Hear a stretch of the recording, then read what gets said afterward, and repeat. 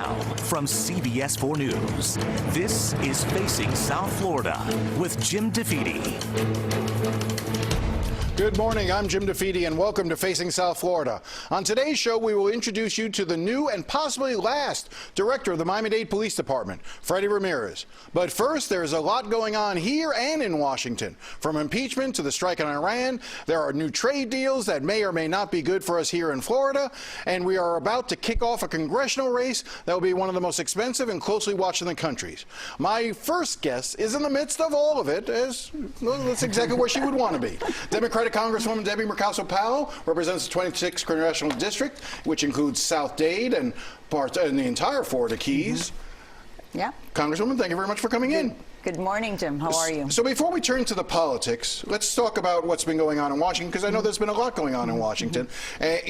So let's start with how concerned you were by recent events in terms of what's been going on with the president of Iran and your vote to try to restrict the war powers, basically saying that if the president is going to take us to war with Iran, he should come to before Congress and actually have us declare war. That's right. We didn't expect to start the new year with a situation that would escalate a very tense situation already with Iran. Now, let's start by making sure that everyone understands. Soleimani was a very bad actor. He supported terrorism, and he had been targeting Americans for decades now. That was nothing new. What was new was the reaction by this president, which took all of us aback because we didn't have any information that he was going to take this action. The security briefing that we received in Congress really did not give us a lot of detail as to why the moment was different now. And what we wanted to make sure in Congress is that we did everything in our power to de-escalate the situation. The last thing that we want is a war with Iran, which is why we introduced the War Powers Act. And I'm very optimistic that in the Senate they are joining us and will vote as well. It seems like that's going to pass in the Senate. Well, even if there may be a case for war with Iran, who knows? If there is, at least present it and have the discussion and the debate. We're operating under the War Powers Act that was, or the legislation that was passed in 2001, right. Aren't we? That's their justification. That's right. But let me just say, I have met with so many veterans, Jim, throughout my district, that they came back. A lot of them are very young, and they were stationed in Iraq and Iran for many years. They come back. They have absolutely no support services. I've been actually working on a lot of veteran issues in Washington, D.C.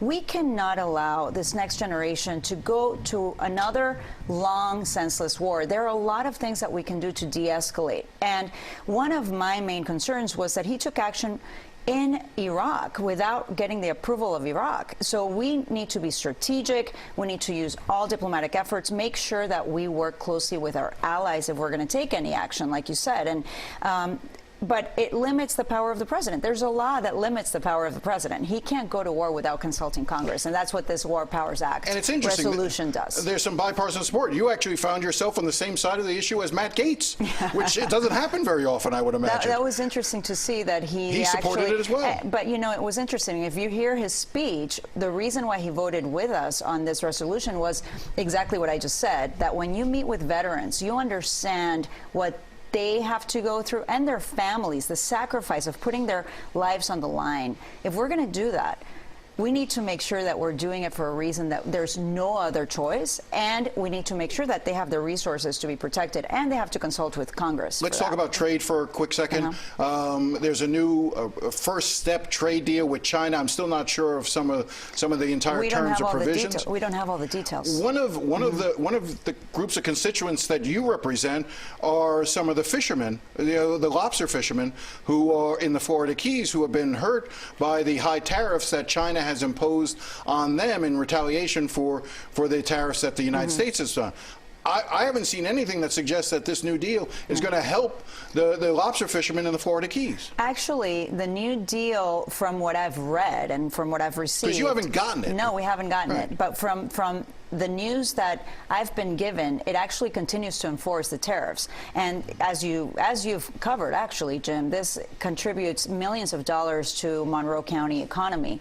And yes, they have been affected by these tariffs. The president seems to have made a deal again without a lot of consultation, without really consulting trade policy experts. So we'll see. We'll see what happens. The other trade deal that was approved by both the House and now the Senate is the USMCA, the new NAFTA 2.0. I know that you were skeptical about it. You had initially been opposed to it. Yes. At the end of the day, you voted for it. Why? Yes, and for many months we had been in discussions, and I had met actually with the Canadian ambassador, with the Canadian ambassador to Mexico as well. I think that there were certain provisions there that would make it more difficult for us to lower the prescription drug prices, because there was a provision protecting the pharmaceutical companies and their patents. Instead of 7 years, which we had now with NAFTA, up to 10 years. They took that provision out, and that was very critical for me as I've been working to reduce healthcare costs. It's not a perfect deal. There were things there that I was still not sure of, but it's much better than what we have now, and it does deal with enforceability of labor issues in Mexico, which we were concerned with. Florida farmers, I know that this was, again, sometimes it's strange, the alliances. I know that you and Senator Rubio actually had very similar positions in that you both had felt that this deal did not go far enough to protect Florida farmers from having Mexico dump, whether it's tomatoes or those sorts of crops, at the same time that you have here. He voted for it, you voted for it. What makes you, but I know that you're still not happy with what's going on with Florida farmers. What consideration is there? Actually, it's true. I mean, Senator Rubio and myself and some other colleagues in the Florida delegation, bipartisan letter, we submitted this letter making sure that enforceability of the labor agreement is there, but also protecting the seasonability of our Florida farmers. And we have been given, and you'll see that most Republicans actually voted for this deal, and I was hesitant at the beginning, but I was given assurances, as most of us in the Florida delegation were, that our Florida farmers would be protected. There would be enforceability to protect the seasonability of most of the fruits and vegetables that we produce, especially in South Dade. The tomato industry is huge in South Dade. Well, let me ask you this. You're very critical often of Donald Trump. Does Donald Trump deserve credit for rejecting NAFTA and creating a new deal? Look, I mean, okay, let me start by saying that from the moment I took office, I was ready to work with anyone that had the best interests of my community at heart. So whether it's the President of the United States, senators from Florida, other congressional colleagues, Republican colleagues from other states, I'm always willing and open to having communication, discussions, agreements, so that we can really advance the things that we're working for. So do I give him credit for, if he's the one that started this negotiation and he thinks that we could have approached NAFTA in a better way? Absolutely. Why not? But I know that the deal that he initially struck, it was a lot different than what was finally approved. Yes. So if you remember, it was the Speaker Pelosi, along with different labor unions and many of us in Congress, negotiating, the Congressional Hispanic Caucus, some of our members from Midwestern states, Iowa, who my colleagues represent a huge farming industry in Iowa, negotiating with the Speaker, with different organizations, making sure that we included the provisions that would protect our workers here in the United States, our farmers, and also Americans. This biologics provision that I just mentioned that was taken out was very important for me to be able to support the USMCA. The impeachment trial will begin this week in earnest. What do you think is going to happen? What do you think should happen in the Senate? Well, the one thing that I think it should be clear for all Americans, Jim, is that we demand a fair, honest, transparent trial.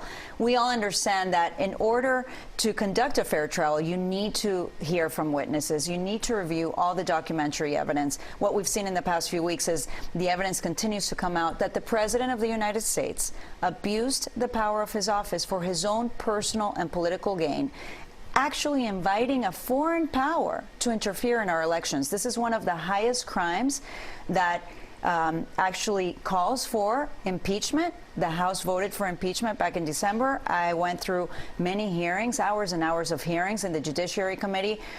I didn't go to Washington, D.C. to impeach the president. That was not why I wanted to run to represent Florida's 26th district. But I was called to serve on this committee during this time, and I took my oath of office very seriously. what it requires to protect the Constitution, what it requires to protect our democracy. And because our democracy, I feel at this moment, is definitely at stake, I think it's very important for Americans to pay attention. Do you think you'll get a fair trial in the Senate?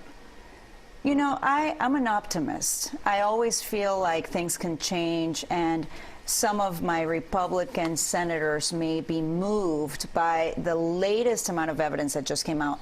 The GAO, the Government Accountability Office, just yesterday released a document confirming that the President of the United States violated federal law. And the question is... In withholding the aid to Ukraine. Yes. Are senators going to... They took an oath. Are they going to protect the people they represent, their country, or are they going to continue to work for the President of the United States and protect him? I want to turn to politics now in the last couple of minutes that we've got here. It's been widely reported, my reporting as well, says that Carlos Jimenez, the current mayor, is going to run against you. He has been sort of playing coy about it, but every indication is he's going to run as a Republican, and that his strategy is going to be to try to paint you as a far-left liberal, part of the squad, somebody who's aligned with Alexandria Ocasio-Cortez and not doing anything in Congress. So Republicans are doing that all over the country, not just me. I think that my community has gotten a chance to see that I'm an immigrant. I came here when I was 14 with absolutely nothing. I came with my mother. My mother worked 2 jobs. I got a scholarship to go to college, and I'm so grateful for those opportunities. I know that because of that, I am where I am today. And I've worked in this community for 20 years. I've worked on reducing health care, increasing access to health care at FIU when I was at the medical school. I've done the same in Congress. I've been working relentlessly on protecting our environment. I was able to get $200 million for Everglades restoration.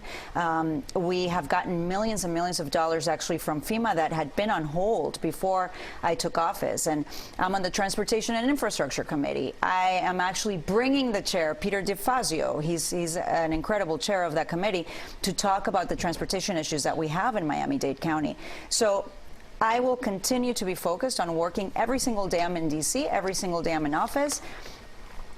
Let's welcome whoever wants to take that challenge. It's a democracy. I'm working for the people. Has Carlos Jimenez been a good mayor? Does he deserve a promotion? Go to the Palmetto. Go drive in the Palmetto. That's all I have to say. Yeah. All right. We'll have you back. We'll have more to talk about this. Yeah. All right. Up next, the new director of the Miami-Dade Police Department when we return.